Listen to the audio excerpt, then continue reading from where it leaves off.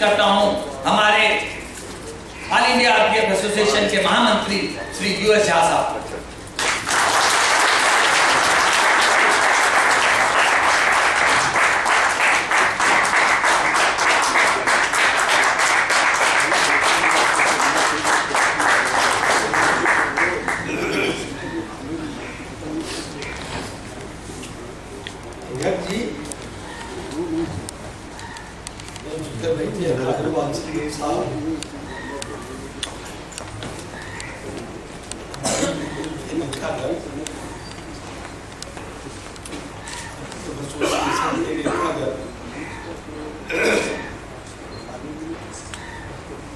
सभापति में बैठे पैसेंजर्स एसोसिएशन के नेतागण, वेस्टर्न सेंट्रल के अधिकारीगण, भाई बहनों, सेमिनार भारत की सबसे बड़ी समस्या के ऊपर,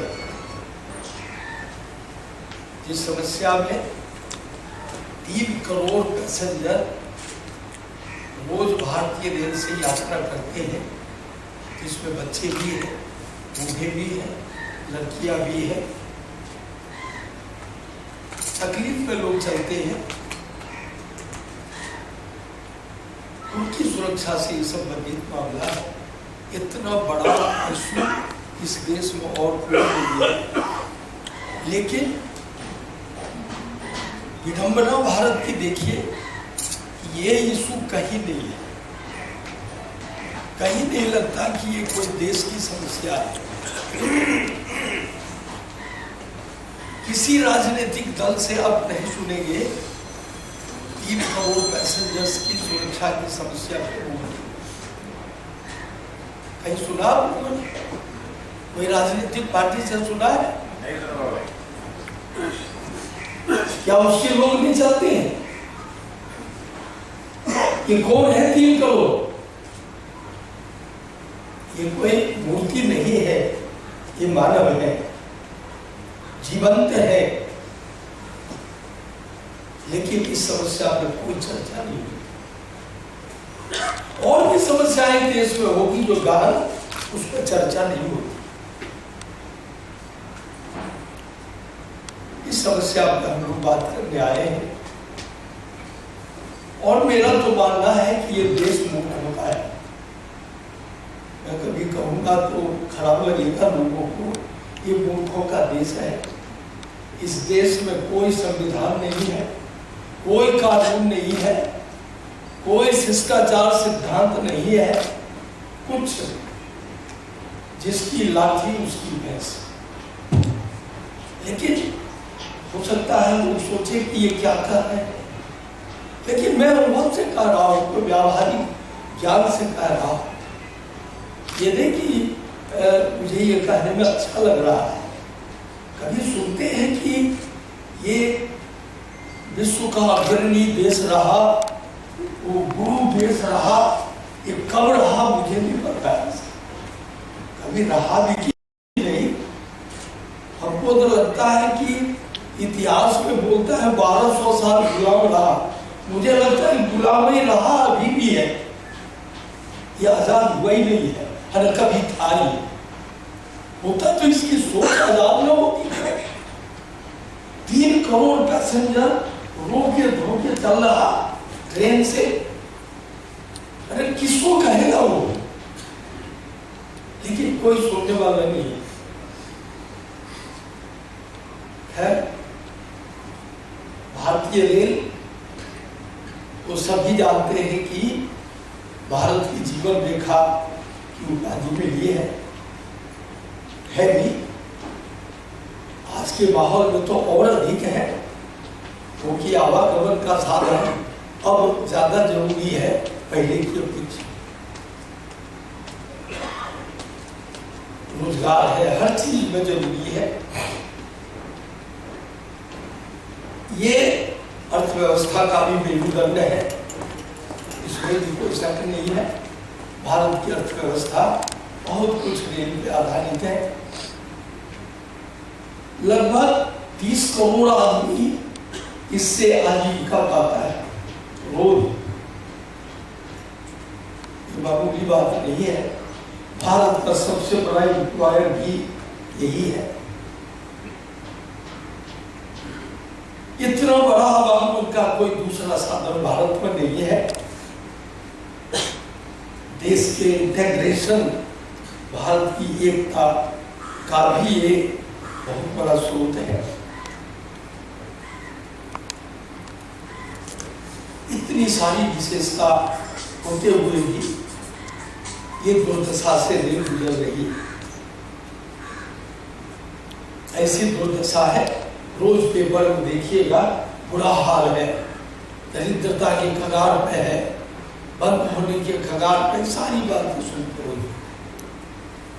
पैसेंजर्स हड़बड़ा रहे हैं, कब उनके बैग उठ जाए, कब उनके बच्ची के साथ बलात्कार हो जाए, कब क्या हो किसी को पता नहीं है। तो हम लोग जो हुआ सो हुआ। ऐसा नहीं है कि भारत के संविधान निर्माताओं ने, इस देश के कुछ बुद्धिजीवियों ने, इस देश के कुछ राष्ट्रभक्तों ने नहीं सोचा। आपके सामने बालाचंद्रन साहब बैठे हैं, अंग्रेजी में रेड्डी साहब ने कुछ बताया, मैं ठेठ हिंदी में बता दूं। ये 36-37 साल तक ये सब चल रहे, बहुत बड़े पद तक गए। आपको कि वो 20 साल भारत सरकार के यहाँ काम किए, कैबिनेट सेक्रेटेरिएट में रहे। लेकिन इस पद से बड़ा जो इशू है, जो बड़ी बात है इनके साथ, वो है इनकी राष्ट्रभक्ति।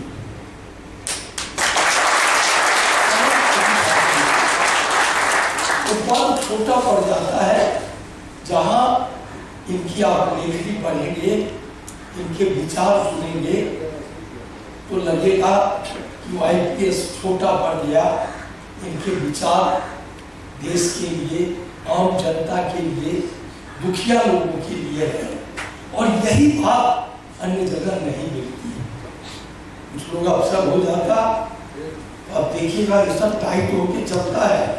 मैं तो कभी कभार गर्दन पे भापड़ मार देता हूँ, कायले से टाइट होगी चलती है। ज़्यादा अवसर है। हमारे यहाँ कहावत है मिथिलांचल में, एक आदमी की गर्दन ऐसी टेढ़ी थी, बोला तेरी गर्दन क्यों टेढ़ी है? बोला मेरा भाई पहलवान है। तो ऐसे ही अफसरों को देखिएगा, टाइट होकर इससे चलता है। खानदान में चोखा खाने आता है, इससे टाइट होकर चलता है, इससे लगता लगा हुआ। तो काहे वो अफसर है, लेकिन वो इनके साथ नहीं है। इनकी सोच आप देखेंगे, पढ़ेंगे, तो मैं समझता हूँ देश में अगर 2-4-5 राष्ट्रभक्त हैं सोच के, चंद्र साहब भी।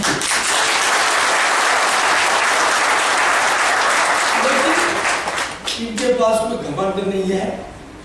घमंड होता तो ज्ञान नहीं होता, घमंड होता तो ये सोच न होती।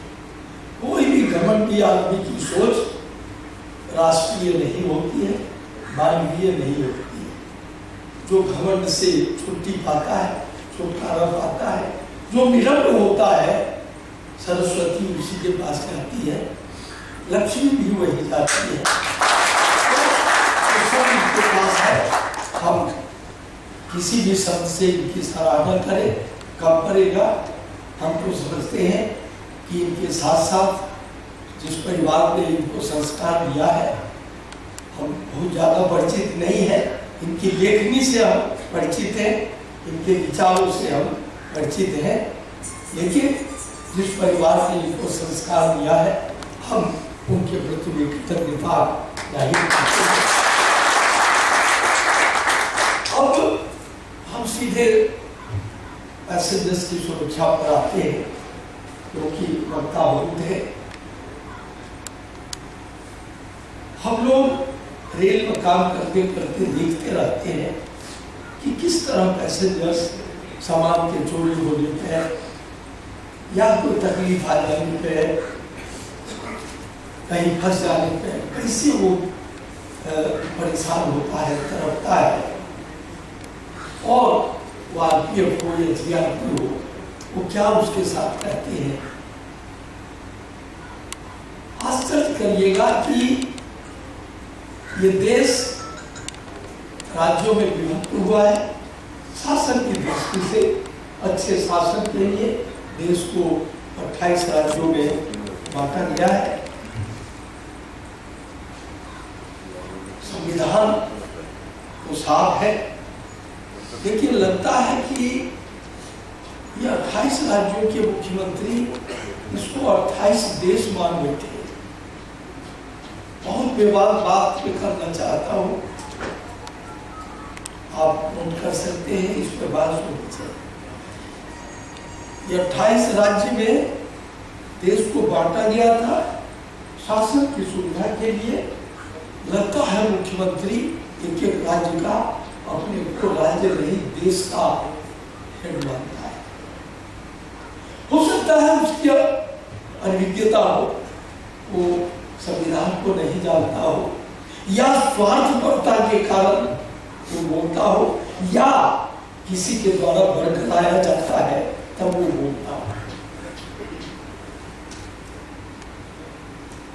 बालचंद्र साहब भी आपको बहुत डिटेल ले जाएंगे, लेकिन मैं इतने बताऊं कि 1853 में भारत में रेल आई, शायद बॉम्बे था ना, तो 1854 में उनको रेल पुलिस बनानी पड़ी।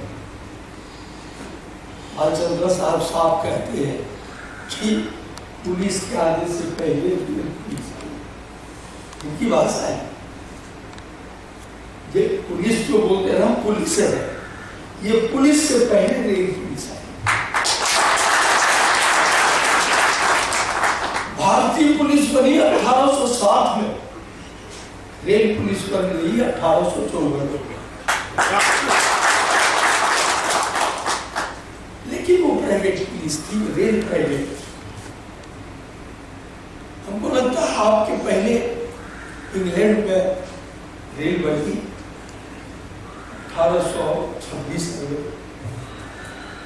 तो डार्लिंगटन कंपनी थी, स्टॉकटन डार्लिंगटन कंपनी थी। फिर 1829 में ये मेट्रोपॉलिटन पुलिस बनानी पड़ी उनको। अभी यहाँ देखिएगा 1854 में प्राइवेट पुलिस बनी, 1861 में इंडियन रेलवे पुलिस है बनाना पड़ा। और वहाँ 3 साल के बाद 26 में रेल आई और मेट्रोपॉलिटन पुलिस सरकारी टाइप से बनाना पड़ा। मतलब ये है कि इंग्लैंड भारत आदि में प्राइवेट पुलिस कारगर नहीं। सीधी सी बात, छोटे में लीजिए, 1-2 देश है विश्व में जहाँ प्राइवेट पुलिस को पूरे पावर दे देने से कारगर हुई है। लेकिन इंग्लैंड में पावर भी थोड़ा बहुत दिया था, गवर्नर के थ्रू प्राइवेट कंपनी को बोला आपको इक्विट करोगे, पावर देंगे, लेकिन वो चला नहीं चला। भारत में भी 1860 में पुलिस बनी, लेकिन वो पुलिस से बहुत ज्यादा रेल को फायदा नहीं हो पाया। प्राइवेट पुलिस बिना पावर की थी। तो सबसे बड़ी क्या बात है कि सीधे में आता हूं कि इंग्लैंड में देखिएगा 1947 में, ये आप समझ लीजिए कि 1900 में परेशान होकर प्राइवेट रेलवे को गवर्नमेंट को दे देना पड़ा 1990 में भारत, क्योंकि यहाँ जो जीआरपी थी वो कोई काम की नहीं थी। छोटी बात और बीच में जान लीजिए कि भारत ही नहीं पूरे विश्व में रेल जो है वो जिम्मेदार है, क्योंकि भाड़ा लेती है आपसे, माल भाड़ा या यात्री भाड़ा, तो उसको ये जिम्मेदारी दी गई है कि आपको डेस्टिनेशन तक, गंतव्य तक सुरक्षित पहुंचाए। इसके लिए 1865 में पहला कानून भारत में बना, कैरियर्स एक्ट। थोड़े दिन के बाद 1872 में कॉन्ट्रैक्ट एक्ट, फिर 1890 में रेलवे एक्ट। सबने सब बात की कि पूरी सुरक्षा के साथ यात्री और संपत्ति को आपको ले जाते हैं। ये जिम्मेदारी, ये रिस्पॉन्सिबिलिटी रेल को मिली, न केवल भारत में, अन्य देश के कानून के अंतर्गत दूसरे देश की रेल की भी यही जिम्मेदारी थी। और जब ये जिम्मेदारी आती है तो साथ साथ अकाउंटेबिलिटी आती है, उत्तरदायित्व तो आता है कि अगर आपने सुरक्षा नहीं दी और सुरक्षा के कारण या एडमिनिस्ट्रेटिव नेग्लिजेंस के कारण कोई लॉस हुआ, क्षति हुई, तो उसकी भरपाई, उसको कंपनसेट करने का उत्तरदायित्व रेल का होगा। बात समझ गए? ये पूरे विश्व में है, ये नहीं केवल भारत में है। तो भारतीय रेल की भी जिम्मेदारी है कि माल और यात्री उसको गंतव्य तक सुरक्षित पहुंचाए। न पहुंचा पाए तो उसको जितनी क्षति होगी इनकी, वो क्षति की भरपाई करनी है। किस कारण से? अपराध के कारण या एडमिनिस्ट्रेटिव नेग्लिजेंस के कारण। एक्ट ऑफ गॉड का एक अलग है, एक्सेप्शन है वो। तो ये कानून है। राज्य को ये उत्तरदायित्व है और ये जिम्मेदारी है, ये ध्यान रखिएगा। राज्य सरकारें, रेल राज्यों से चलती है, राज्यों से गुजरती है, लेकिन राज्य सरकार की ये जिम्मेदारी नहीं है और न ये उत्तरदायित्व है, कहीं नहीं। अब जब नहीं है तो वो कैसी सुरक्षा कर पाएंगे, ये तो हम थोड़ी बाद में बताएंगे। तो इस जिम्मेदारी के निर्वहन के लिए 1947 में इंग्लैंड ने ट्रांसपोर्ट एक्ट को अमेंड करके जो इंग्लैंड के प्राइवेट रेल थे उन सबके सिक्योरिटी मैन को यूनिफाई करके उसने ब्रिटिश ट्रांसपोर्ट पुलिस गठित कर दिया, other than that of the state police. ये अलग से ट्रांसपोर्ट एक्ट के अंतर्गत किया। इसका परिणाम हुआ कि टोटल स्टेट पुलिस को ब्रिटिश रेलवे से बाहर जाना पड़ा। कोई उपाय नहीं था, क्योंकि सिंगल इसको पूरा पावर, सिविल पुलिस का पूरा पावर इनको दे दिया। उस समय में जो सीसीआरबी थे, चीफ कमिश्नर रेलवे बोर्ड, उनको भी अच्छा लगा कि अरे क्राइम कंट्रोल हो रहा है, तो उन्होंने पूछा हम क्या करें। तो उन्होंने बताया कि आप भी अपने वाचर वार्ड को पूरा सिविल पुलिस का पावर दे दो, तभी ये अकेला कंट्रोल कर पाएगा। अभी आधा पीतर आधा बटेर में काम नहीं चलेगा।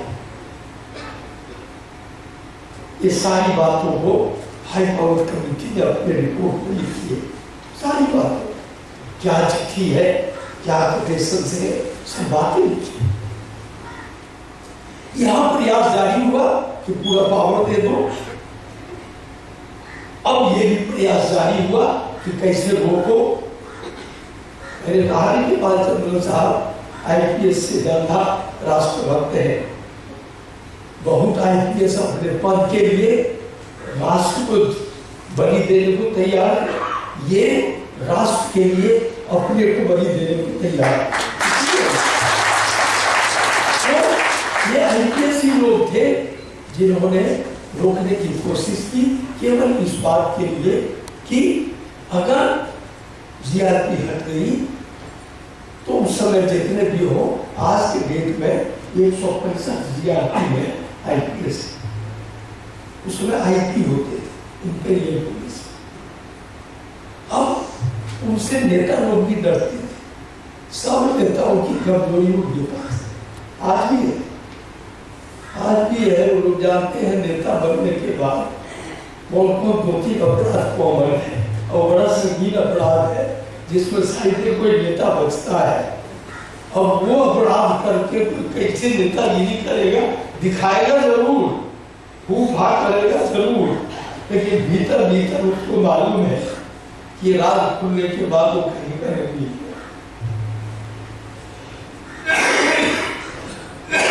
इस कारण से नेता दाविया एक पर एक कमेटी बनाई गई और बादशाह साहब को ज्यादा जानते होंगे। सबसे पहले कमेटी सद्भाव में बनी बीएड मलिक साहब, नहीं बड़ी मोटी किताब है, मैं तो कई एक रिपोर्ट को पढ़ गया 1905 से लेके बहुत रिपोर्ट। उस रिपोर्ट पढ़ने के बाद इतनी वितृष्णा होगी आपको, इतना हेट्रेड होने लगेगा कि कोई कह नहीं सकता आप कैसे लोग लिख पा रहे हैं। लेकिन वो रिपोर्ट आई ढाक के 3 बार, जस के तस सही से रहो, ठीक है, थोड़ा ये कर दो, थोड़ा वो कर दो, वो कहते लाइक भी नहीं है। फिर ये लाल साहब को लगा दिया 1955 उनकी प्राइज थे। हम लोग ये लाल साहब से भेंट है बेचारी बुढ़ापे में एक सेमिनार में ऐसे ही गोरखपुर में भेंट हो गई। ये 70 की दशक की बात है, जस्ट हम लोग आए ही थे नौकरी में तब से। तो हमने थोड़ा रिमार्क किया कि ये कमेटी के ऊपर में, तो उन्होंने स्वीकारा किया है सब गलती हुई। हमने कहा बहुत बड़ी बात है, उस समय ये कहानी ये होती थी, भारत देश की दुर्दशा न हो, लेकिन अब पछताए हो क्या, चिड़िया चुप गई थी। अब तो बेचारे उस समय में शायद 87-88 थी एज। तो ये हालत थी। अब इस स्थिति में कुछ नहीं कर पाए। आते आते 1966 में ये जो बात कहा रहा तो संसद में ये बिल आया। इसके पाटिल साहब यही महाराष्ट्र के हैं, वो रेल मंत्री होते थे। उनको जब बताया गया कि ये क्या बिल है, गुस्सा में हमने पुराने एमपी से बात की, तिवारी उवारी जो बिहार के थे, चंपारण साहब के, उन लोग बता रहे हैं कि इसके पाटिल साहब काम नहीं लगा संसद। बोला ये कोई कानून है? What is it? What are people to do with this? क्या कर सकता? आज किसी को अवैध कब्जे में लिए रेल संपत्ति के साथ पकड़ लेगा, तब जांच का अधिकार मिलेगा। तब क्या करोगे? जब रेल संपत्ति अवैध कब्जा में पकड़ ही लिए, अब जांच क्या करोगे? अरे मतलब आश्चर्य लगेगा, न कोई कॉमन सेंस, न कोई लॉजिक, कानून बन गया। तो इस तरह के कानून में डाला। अब बेचारे जीआरपी की स्थिति है कि जीआरपी जिस राज्य सरकार की पुलिस है, उनकी व्यक्तिगत कोई गलती नहीं है। उनकी जगह पर किसी को भी आप डालोगे तो वही करेगा। उत्तरदायित्व तो भी व्यक्ति जो करता है वही वो करते हैं। तो उनकी राज्य सरकार में कोई जिम्मेदारी नहीं है रेल के प्रति, और न उत्तरदायित्व है। अब भारत का संविधान आता है, 47 की बात हमने की, तो 47 में देश आजाद हुआ, 1950 में संविधान बना। संविधान में बहुत साफ लिखा है कि रेलवे धारा 246 संविधान की है, उसके 7 शेड्यूल के यूनियन लिस्ट के एंट्री 22 में है रेलवे, और एंट्री 30 में है carriage of passengers and goods में, और एंट्री 93 में मिला offences against the subject of union list. अर्थात यूनियन लिस्ट के सब्जेक्ट से जो अपराध होगा वो यूनियन लिस्ट का विषय एंट्री 93 का है। ये केवल आपके संविधान में नहीं है, यही स्थिति विश्व के सभी देश के संविधान में है रेल के बाबत और केंद्रीय सूची के बाबत। तो इसका अर्थ साफ हुआ कि crime against railways and against carriage of passengers of goods by railways ये रेल का विषय है। इसीलिए 66 से रेलवे प्रॉपर्टी और लॉ प्रोटेक्शन एक्ट बनाने की प्रक्रिया शुरू हुई। इंग्लैंड में तो 47 में ही सब कानून बन गए, सारे सिविल पुलिस के पावर ब्रिटिश ट्रांसपोर्ट पुलिस को दे दिया। लेकिन भारत गुलाम रहा है, तो गुलाम आदमी आजाद जैसे व्यवहार तुरंत कैसे कर लेगा? इसको तो टाइम लगेगा, 200, 400, 500 साल।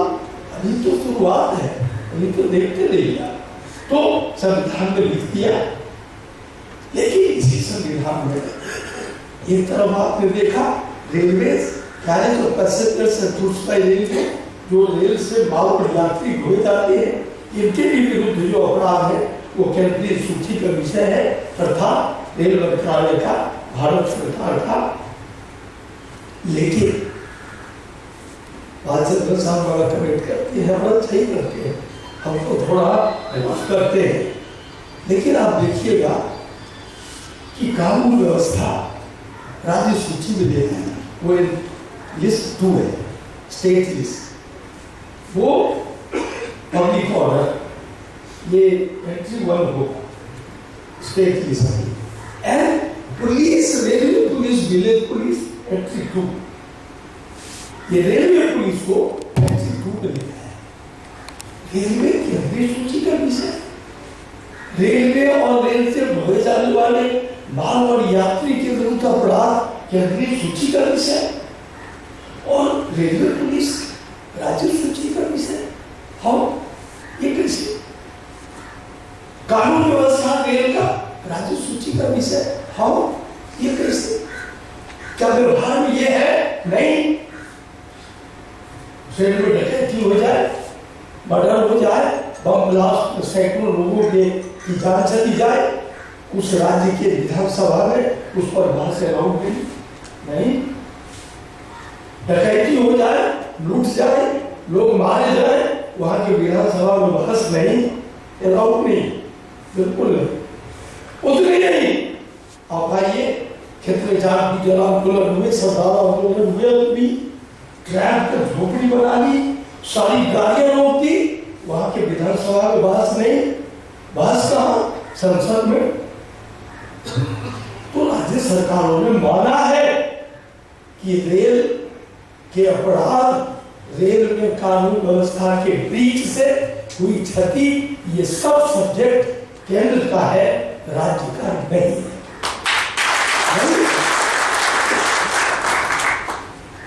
फिर कैसे वो कहते हैं कि UGR रखी? कैसे मुख्यमंत्री से कहा जा रहा है कि non and order is a state subject? हमने कई एक बार रेलवे बोर्ड में मीटिंग में अधिकारी आता है, प्रॉब्लम लगा कि yes yes law and order is a state subject. उन्होंने कहा देखा तुमने? अब पूछते हैं कहीं लिखा तो क्या है संविधान? नहीं सुनते हैं, आगे मीटिंग में कुछ ही बात करते रहता है। अरे कुछ जानो तो ग्रुप बात करो, तो CRB से बात कर, चुप रहा है, फालतू बतिया। अरे कुछ आता है तो बोलो ना, तो चुप रहो। तो अब ये इन्होंने तो बहुत तगड़े ढंग से बालचंद्र साहब ने उसमें कहा, और वो कहने सुनने में भी अच्छा लगेगा, वही बताइए। ये चालबाजी से अंग्रेज ने कभी किया 1935 का गवर्नमेंट ऑफ इंडिया में जो शब्द शुरू था, उसमें प्रिंसली स्टेट्स की रेल के नाम पे राज्य पुलिस को रेल स्टेट को दे दिया, ताकि आजादी का आंदोलन कमजोर करे। बाद में जो सरदार पटेल 600 कितने राज्यों को नहीं मिला, 65 कितने, ये सब वही सब राज्य थे। लेकिन हमारा संविधान का पर नेता लोग वही उठा करके इम्प्रोज कर दिया। आदत है ना, काइंडली फाइंड इम्प्रोज हियर वीक। तो गवर्नमेंट ऑफ इंडिया 1935 का 7 से बुलाया, इम्प्रोज कर दिया। ये हम लोग स्टूडेंट लाइफ से बहुतों को नहीं मानते, जिसके बारे में देश में प्रचार है कि दुष्प्रचार ये वो है, ये चुप न है। संविधान पढ़ता नहीं, कितनी संविधान पर स्थितियां खराब। अगर आप लोग संविधान को देखो, हम लोग को नहीं कहना चाहिए, एक टाइम में पूरे संविधान याद था मुझको, चाहे गुरबत जी से बात करने लगा। तो संविधान में 1950 में आया, 51 में ही क्या दुर्दशा हुई संविधान की, जरा खोल के देखो। फर्स्ट अमेंडमेंट जब जमींदारी एवोल्यूशन हो रहा, देखो संविधान का हालत, देखो फंडामेंटल राइट्स की हालत, पक्का संविधान जनकाल सब। लेकिन अब चल गया ना, कौन बनी अगर बिक रहा है तो बिक रहा है, तो बिकेगा। अब इससे देश बड़ा नहीं होगा। देश की समस्या को पहचान के उसको दूर करने से ही देश महान होगा, लोग खुशहाल होंगे। ऐसे कुछ भी एक बात चल गई देश में, कुछ भी बात चल गई, बुर्बकों का ज्ञान बहुत आदमी है, जहाँ जाइए वो है भेड़िया फंसा, कोई देख सुनने, कोई समझ कुछ नहीं, बस चल गया तो चल गया। तो ये सब गलतियां संविधान में आज भी है। ये हाई पावर कमेटी ने स्पष्ट शब्दों में कहा कि आप तुरंत रेलवे पुलिस को या तो यूनियन लिस्ट में डालिए या कंकरेंट लिस्ट में डालिए। लेकिन कंकरेंट लिस्ट में क्यों होगी? क्योंकि जब उसमें सेंटर अगर कोई कानून बना देगा तो राज्य सरकार नहीं बना पाएगी। ये सब बातें हुई, लेकिन टाइम कहाँ है? टाइम कहाँ है?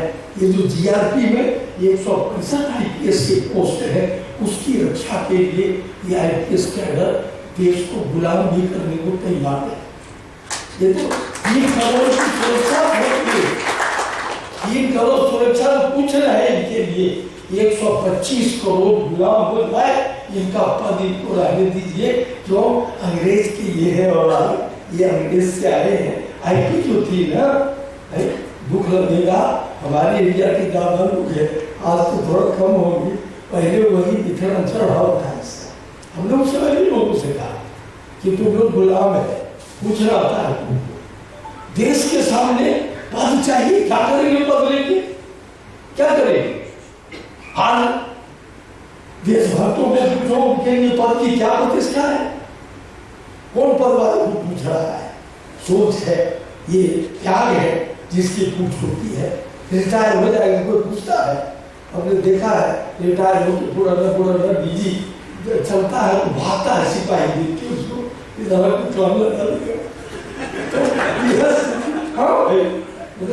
लोगों की ये स्थिति है। और एक देखो इतने दिन रिटायर हुए, हमको लगता सर 96-97 में रिटायर हुए, 95। बताओ आज भी लोग पूछते,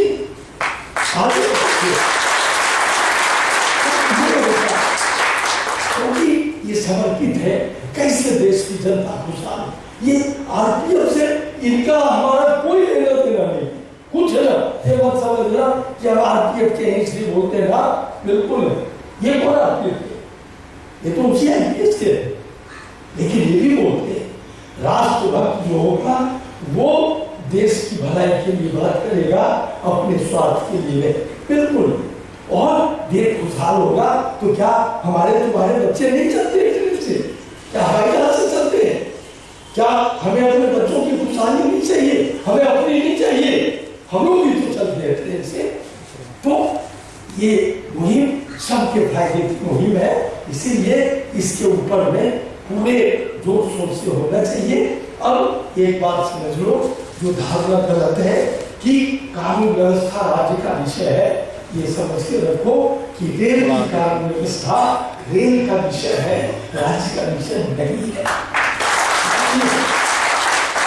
रेल के अपराध रेल का विषय है, राज्य का विषय नहीं है। इसीलिए किसी कानून में उनको ये जिम्मेदारी नहीं है। अब गैर जिम्मेदारी के बाद बिना जिम्मेदारी के अब रखोगे तो दुर्दशा होगी। ये समझ लेना, एक सिद्धांत समझ लो कि minus accountability responsibility can not be discharge. एक ये सिद्धांत है, और दूसरा empowerment without accountability will also prove to be disastrous।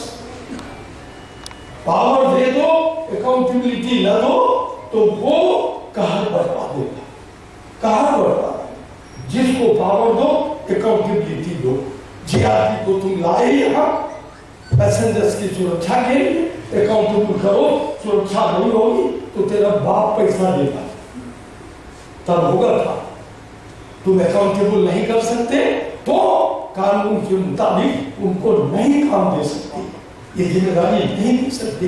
तुम दे रहे हो, इसका मतलब ये 3 करोड़ जनता को लुटवा रहे हो, ऑथराइज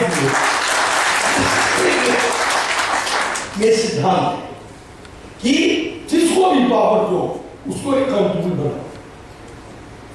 आरपीएफ अब अकाउंटेबिलिटी रेल को दी तो इसको पावर से महरूम नहीं रख सकते, ये भी एक साथ चलेगा। जब क्षति की भरपाई क्लेम रेलवे देगी तो क्षति को रोकने के लिए उनको पावर देना पड़ेगा, ये संविधान में व्यवस्था है। लेकिन राज्य सरकार के मुख्यमंत्री दादागिरी करते हैं, वो अपने को देश समझ रहे हैं, देश समझ रहे हैं। ये नहीं करना चाहिए। हम सब मिलकर देश को बनाए। थोड़े मोदी कितने दिन मुख्यमंत्री रहेंगे? हम 20 मुख्यमंत्री को देखते हैं सड़क पर घूमते हुए, क्या करेंगे मुख्यमंत्री? देश को बनाने के लिए सबको थोड़ा थोड़ा त्याग करना, ये त्याग नहीं, ये संवैधानिक जिम्मेदारी है। आप मुहिम चलाएं, इस पे लोगों से समझाएं, लोगों को कहें। और हम तो यही कहेंगे, आईपीएस में भी चंद्रशेखर भगत सिंह जैसे हैं, गांधी है, वैसे सुल्ताना भी है। तो हम सुल्तानाओं से भी कहेंगे जो आईपीएस में है, या आप हमारे बीच में भी हैं, मुख्यमंत्री के बीच में है, कि आप सुल्ताना मत बनिए, गांधी, सुभाष, चंद्रशेखर भगत सिंह बनिए, वो ज्यादा इसके लिए हितकारी है। आप डकैत, चोर, लुच्चा ये मत बनिए। और स्वार्थ के लिए हम 3 करोड़ जनता की सुरक्षा नहीं होने देंगे। हम जानते हैं इस देश का नेता आपसे डरता है, वो मान जाएगा, लेकिन मेरे भाई, मेरे नेता और ये अधिकारी देश की खातिर तुच्छ अपने स्वार्थ को छोड़ो, तब देश आगे बढ़ेगा। तुमको कोई लाभ न होगा। देखते देखते मैं तो बताऊं कि 37-38 साल, 39 साल नौकरी की, हमको आज भी लगता है कि थोड़े दिन पहले भर्ती हुई। कहीं जाते समय लगता है क्या? ऐसे समय गुजर जाएगा, हाथ कुछ न लगेगा। इस बीच में जो कुछ थोड़ा सा हम लोग कर पाए जनहित में, बस वही देख के लगता है चलो 1-2 काम तो हुआ। अदरवाइज बहुत साथी से पूछते हैं रिटायर हो गया क्या करूं, बोलो बाबा कुछ पता ही नहीं चलता है कहाँ हो गया। ऐसे चले जाओगे, ऐसे चले जाओगे। तो हम तो विनम्र निवेदन करेंगे कि जो भी सत्ता में है, राजनेता है, वो अपराध छोड़ के डरना बंद करें। अपराध न करेंगे तो डरने की जरूरत नहीं है। मैं तो सीधे बताऊँ, आप लोग जानते हैं रणजीत सिन्हा को हम नहीं हुआ है, फिर जब सीबीआई लगा तो हमने कहा वो सब बात भी यहाँ नहीं कर सकते, वो सब टेप है। हमारा कोई लाल लपेट नहीं रहता है, जो मन आता है वही जो जानते हैं आप वही सीधे करते, जो ये ठीक ले लिएगा। और चोर है वो भाई, इस देश में चोर की पूजा होती है, आज भी मैं कर रहा हूँ, कहाँ चोर पकड़ रहा है। तो इस तरह देश नहीं बना पाओगे। देश बनाना है तो आपका चोर हो चाहे दूसरे का चोर हो, चोर तो चोर है। पाकिस्तान जैसे उग्रवादी में हेरा फेरी मत करो, उग्रवादी में भेद मत करो, वरना देश लूट जाएगा। यहाँ भी चोर में भेद मत करो, सीधे अगर चोर होगा तो अच्छा चोर है, और दूसरा छाप जो उठा लेगा वो दूसरा चोर है। नहीं, एक के जैसे दोनों को दोनों से बाद में बाबू उड़वा को दौड़ा के देखो कैसे अपराध नहीं होता है। तो इस तरह का व्यवहार होगा। और बहुत संजीदगी से इस बात पे सोच के, ये नहीं कि इसके लिए लड़ना है, सबको विनम्रता से समझाने की जरूरत है कि देश के लिए आपको थोड़ा थोड़ा जिद त्यागिए। आपको ताकत है पावर है, नेता लोग डरता है किसी न किसी कारण से, उसके लिए देश को गिरवी मत रखिए, देश को मुक्त करिए। देश की जनता जो 3 करोड़ रोज चलती है, अर्थात एक 1.5 महीना में पूरा भारत ट्रेन से चल देगा और इतनी बड़ी समस्या कोई समस्या नहीं। मैं मुख्यमंत्री से भी अपील करूंगा, मीडिया हमको लिखे कि वो रेल में चलने वाले लोगों को अपने राज्य का आदमी नहीं मानते, क्योंकि उनके राज्य में ट्रेन नहीं है उस समय। ये ट्रेन चलते जो लोग हैं ये 28 राज्यों के ही लोग हैं, लेकिन कोई मुख्यमंत्री उनको अपना नहीं मानता, क्योंकि रेल में चल रहे हैं। किसी को चिंता नहीं है कि उनके साथ क्या हो रहा, क्योंकि वो रेल में चल रहे हैं। ये भी सोच बदलने की जरूरत है। वो है भारतीय, वो है हमारे राज्य के लोग, हमारे देश के नागरिक, हमारे भाई बंधु। हमें उनको रेल में रहने के कारण दूसरा मानना ठीक नहीं है। सब लोग उसको अपना माने, क्योंकि हम भी तो रेल में चलते हैं, तो हम भी गैर होते हैं, तो ये अच्छा नहीं लगता। इन बातों को लिखे समझ बूझ के हम लोग ठीक से इसको आगे बढ़ाए और हम भाषण बालचंद्र साहब का सुनेंगे, काफी अध्ययन है इनका। हम रेल के यूनियन से भी कहेंगे कि सुरक्षा की प्राथमिकता को साइड न करें, क्योंकि आज अगर देश की सुरक्षा हिल जाए तो सब अस्त व्यस्त हो जाए। नहीं, ये यूनियन कुछ एक सेकंड की बात। आज अगर बॉर्डर अस्त व्यस्त हो जाए तो सब खत्म। तो वही सुरक्षा की स्थिति है। सुरक्षा को हर तरफ से लोग मजबूत करने की कोशिश करें, तभी देश या कोई जगह की स्थिति मजबूत होगी। आगे काम चलेगा जब आप सुरक्षित हो गए। फर्स्ट सुरक्षा इज ए मस्ट। आप सिक्योर फील करेंगे तभी सोच आएगी, और सुरक्षित माहौल में सोच कुंद पर जाती है।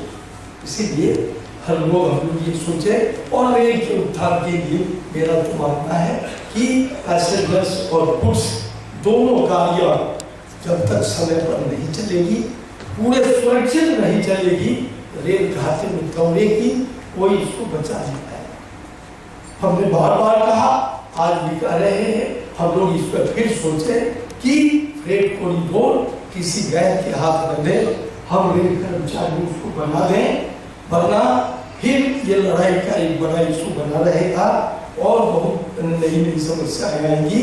और हम लोग लग के पैसेंजर्स और गुड्स ट्रेन दोनों को समय तालिका निकाल के, इस समय ये गुड्स ट्रेन पहुंचेगी, इस समय पैसेंजर ट्रेन पहुंचेगी और पहुंचनी चाहिए। ये हम जब तक सिस्टमेटाइज नहीं करेंगे, रेल का उत्थान संभव नहीं है। जो इससे भाग रहे हैं लोग और माल, उसको यहाँ वापस लाना संभव नहीं होगा। बस इन्हीं के साथ हम अवध जी से आग्रह करेंगे कि धन्यवाद को लाएं।